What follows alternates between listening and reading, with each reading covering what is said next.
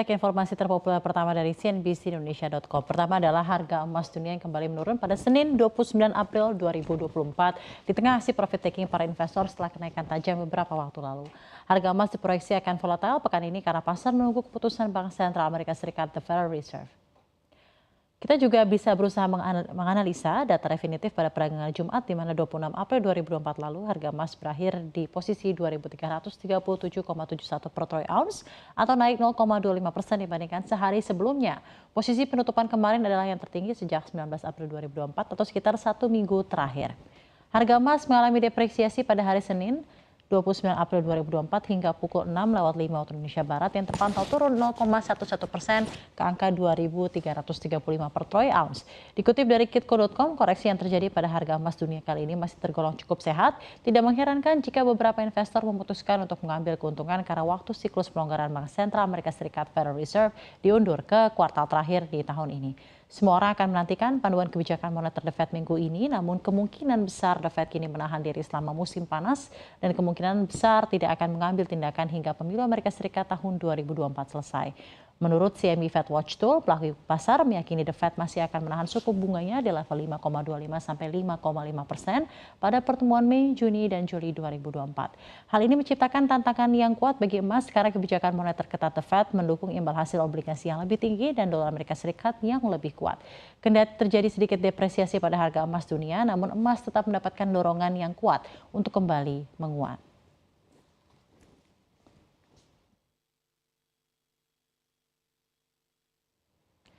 Kita ke informasi top news lainnya di mana Israel ketar-ketir karena Netanyahu akan ditangkap. Pengadilan Kriminal Internasional atau ICC di Den Haag, Belanda diyakini akan mengeluarkan surat penangkapan ke pejabat senior Israel segera. Ini termasuk Perdana Menteri Benjamin Netanyahu. Media Israel Channel 12 News melaporkan surat penangkapan akan dikeluarkan awal pekan ini. Upaya diplomatik untuk menggagalkannya telah gagal. Media penyiaran tersebut mengatakan surat perintah tersebut kemungkinan akan dikeluarkan dengan latar belakang krisis kemanusiaan di Gaza di mana pasukan Israel atau IDF tengah memerangi Hamas.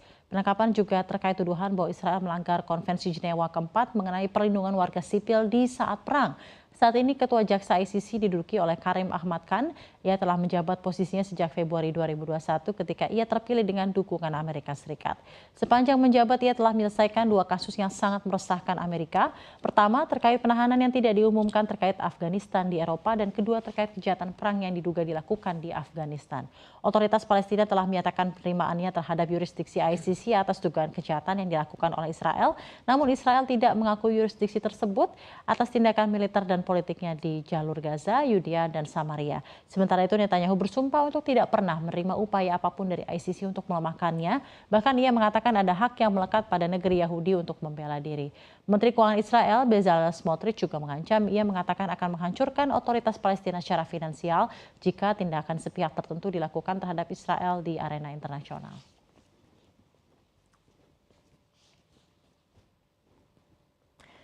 Selanjutnya adalah berita menarik mengenai 2 calon naturalisasi baru di Timnas Indonesia. Proses naturalisasi pemain Timnas Indonesia semakin gencar dilakukan oleh PSSI selama era kepelatihan Shin Tae-yong. Kini nama-nama baru kembali muncul untuk selanjutnya dinaturalisasi.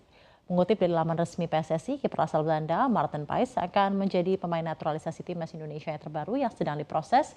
Pemain FC Dallas itu bahkan telah disetujui oleh DPR Komisi 3 untuk beralih kewarganegaraan menjadi WNI. Namun pemain keturunan Maluku berusia 25 tahun itu masih belum dapat menjalani sumpah setia sebagai WNI akibat terganjal statuta FIFA terkait perpindahan asosiasi.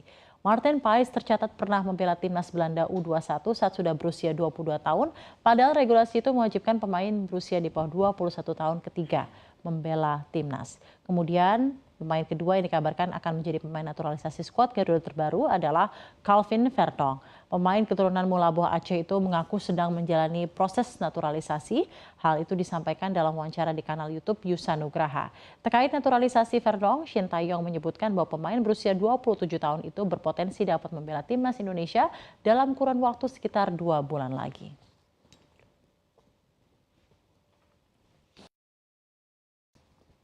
Berita top news terakhir pada kesempatan kali ini adalah Crazy Rich Muslim terkaya di dunia.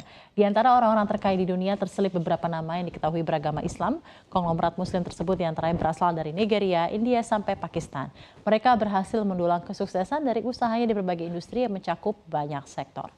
Di antara daftar orang terkaya di dunia terselip beberapa nama yang diketahui beragama Islam. Konglomerat Muslim tersebut diantaranya berasal dari Nigeria, India, sampai Pakistan.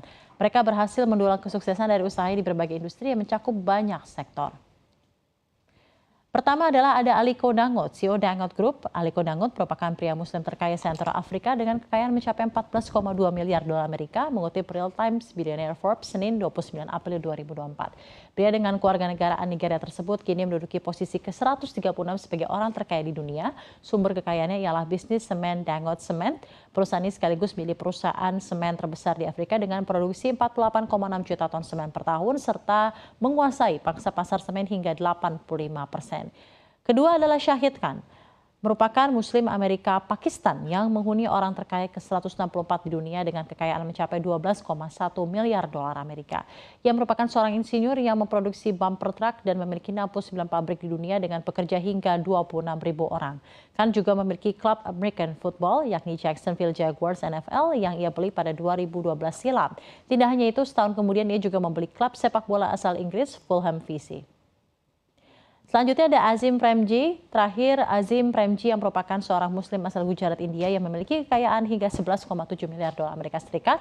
Azim merupakan pendiri Wipro, perusahaan yang bergerak di bidang software yang menjadi salah satu pemain piranti lunak terbesar di India.